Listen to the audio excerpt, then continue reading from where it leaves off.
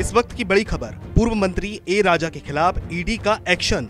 ए राजा की 55 करोड़ की संपत्ति हुई जब्त। तमिलनाडु में पकड़ी गई 45 एकड़ जमीन। काले धन से खरीदी गई थी बेनामी संपत्ति। पूर्व पर्यावरण मंत्री हैं ए राजा। इस वक्त की बड़ी खबर, पूर्व मंत्री ए राजा के खिलाफ ईडी का बड़ा एक्शन। ए राजा की 55 करोड़ की संपत्ति हुई जब्त। तमिलनाडु में पकड़ी गई 45 एकड़ जमीन। काले धन से खरीदी गई थी बेनामी संपत्ति। पूर्व पर्यावरण मंत्री हैं ए राजा।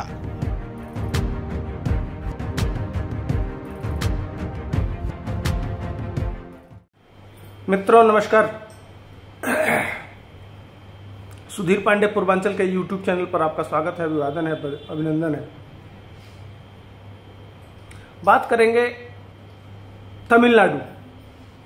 तमिलनाडु में एक बहुत बड़ी कार्रवाई किए हैं नरेंद्र मोदी जी। बहुत बड़ी कार्रवाई, जो मनीष कश्यप के ऊपर जानते ही एनएसए लगा दिए थे। मामला कुछ नहीं बन रहा था।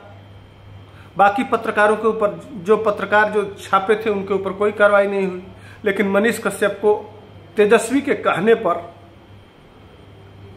मित्रता निभाते हुए मनीष कश्यप के ऊपर एनएसए लगा दिया गया।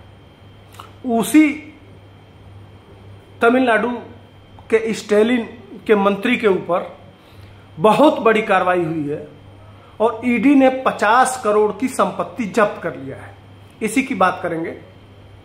यही मुख्य उद्देश्य था कि आज बहुत मनीष कश्यप के समर्थकों को खुश होना चाहिए कि मनीष कश्यप के जितने दुश्मन हैं उनको एक एक करके, एक तरफ सुप्रीम कोर्ट का भी हिसाब ले रहे हैं और उनके जो दुश्मन हैं स्टेलिन, उनकी भी बजा रहे हैं। इसके साथ साथ अभी लालू परिवार जमानत पे गया है। किस मामले में? सीबीआई के मामले में। अब आ रही है ईडी, और ईडी जब आती है तो ईडी के मामले में जमानत नहीं होती है। ईडी ने ही गिरफ्तार किया था किनको? सत्येंद्र जैन को दिल्ली में। ईडी ने ही गिरफ्तार किया था किसको?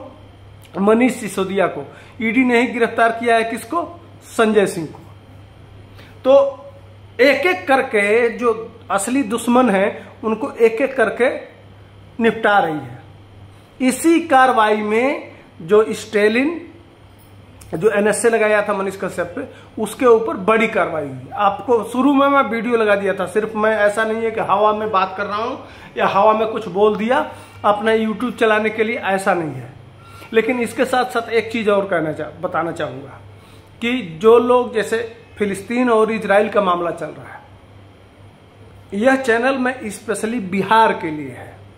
लेकिन जो लोग अंतर्राष्ट्रीय और हिंदुत्व से संबंधित खबर, मेरा एक वीडियो वायरल हो गया, आप लोग सुने होंगे, अल्लाह सिर्फ बच्चा देने के लिए है, तो उस तरह की जो खबर सुनना पसंद करते हो, वो नीचे लिंक दे रहे हैं एक और यूट्यूब चैनल का, उसको सब्सक्राइब कर लीजिए। उस पर आपको प्रतिदिन उस तरह की खबरें मिलेंगी जो हिंदुत्व से संबंधित हो या राष्ट्रवाद से संबंधित हो। अब आते हैं मुख्य विषय पे।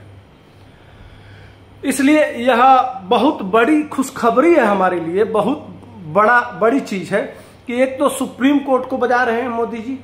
सुप्रीम कोर्ट को जजों के नियुक्ति को अपने, सुप्रीम कोर्ट चाह रहा है कि 70 जजों की नियुक्ति के लिए उसने फाइल भेजा है, लेकिन नरेंद्र मोदी उसको नहीं कर रहे, उसको रिजेक्ट कर दे रहे। रिजेक्ट नहीं किए हैं, अपने पास रखे हुए हैं, उनकी जांच करा रहे हैं कि क्या या किस विचारधारा के हैं, या किस पॉलिटिकल फैमिली के हैं, या किस चाइनीज एजेंट तो नहीं है, या इनका रिलेशन क्या है, इनके संबंध क्या, कहाँ हैं, कैसे कैसे हैं, इस पे जांच चल रही है। इसी को लेके लगातार रोक रखे हैं और ट्रांसफर भी भेजा गया है सुप्रीम कोर्ट की तरफ से, उसका भी निर्धारण अभी नहीं हो पा रहा है, इसलिए कि सुप्रीम कोर्ट अपना सिस्टम बिठा रहा है। आप देखे होंगे कि जब सीएए का मामला आया, उस समय भी सुप्रीम कोर्ट सीएए के साथ खड़ा था। जब किसान आंदोलन का मामला आया था, उस समय भी सुप्रीम कोर्ट सरकार के अगेंस्ट में था।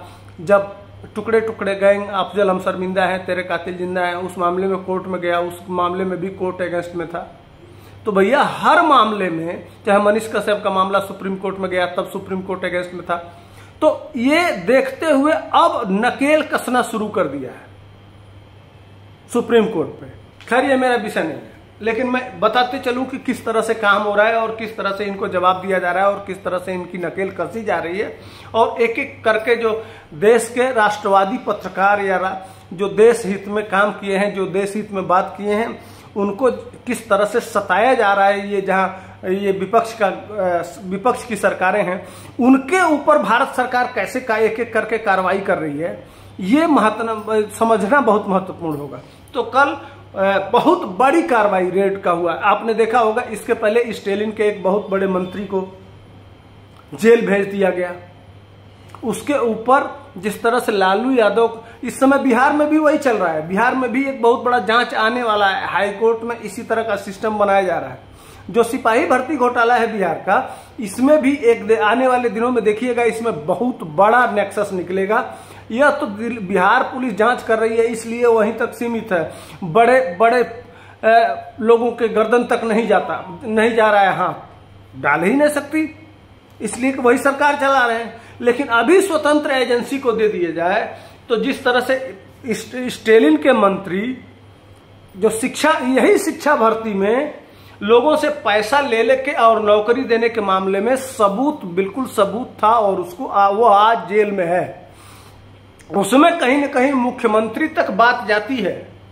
ए राजा की जो संपत्ति आज सील हुई है, उस संपत्ति में भी कहीं न कहीं वहां के मुख्यमंत्री भी इन्वॉल्व हैं। धीरे धीरे उसकी जांच का दायरा बढ़ता जा रहा है और धीरे धीरे उनके पास, उनके गर्दन तक मामले को पहुंचाया जा रहा है। जो जिस तरह से ये लोग किए हैं, वह मोदी जी अब सीधे तो आके प्रदेश के प्रधानमंत्री हैं, वर्ल्ड के सबसे बड़े लीडर हैं। इन भ्रष्टाचारियों को भ्रष्टाचार के नाम पे वो कहते न खाऊंगा और न खाने दूंगा, और जो खाया है उसके गले से हाथ डाल के और निकाल लूंगा।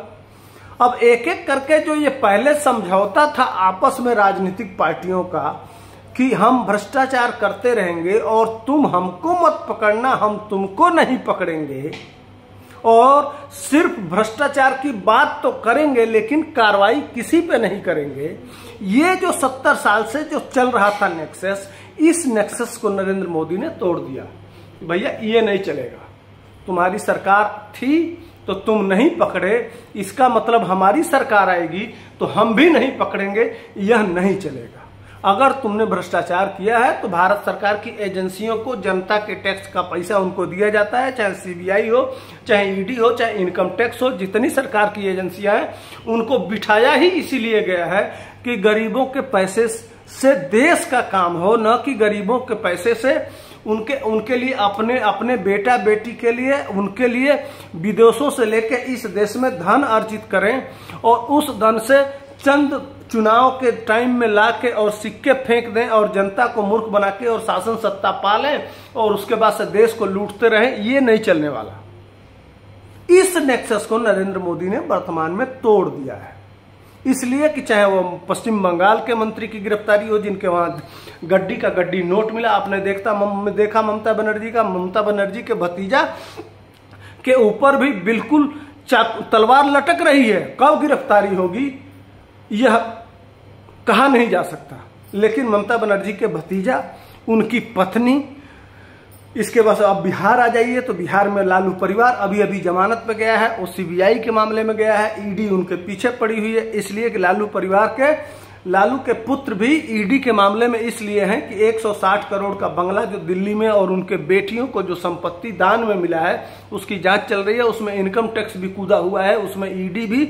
अब सेकेंड फेज की जब ईडी की कार्रवाई होगी तो उसमें गिरफ्तारी निश्चित है, लेकिन वह तय नहीं है। लेकिन मनीष कश्यप के जितने दुश्मन हैं उनको धीरे करके अपने लपेटे में प्रधानमंत्री जी ले रहे हैं और सबके गर्दन तक धीरे धीरे उनका हाथ जा रहा है, और आने वाले ज्यों हाथ का दबाव कसता जाएगा, इनके सांस रुकने शुरू होंगे, उसी समय समझ लीजिए इनका राजनीतिक कैरियर, लालू यादव का कैरियर चारा घोटाले में समाप्त हुआ और तेजस्वी का कैरियर समाप्त होगा, ये जमीन के बदले, नौकरी के बदले जमीन मामले में।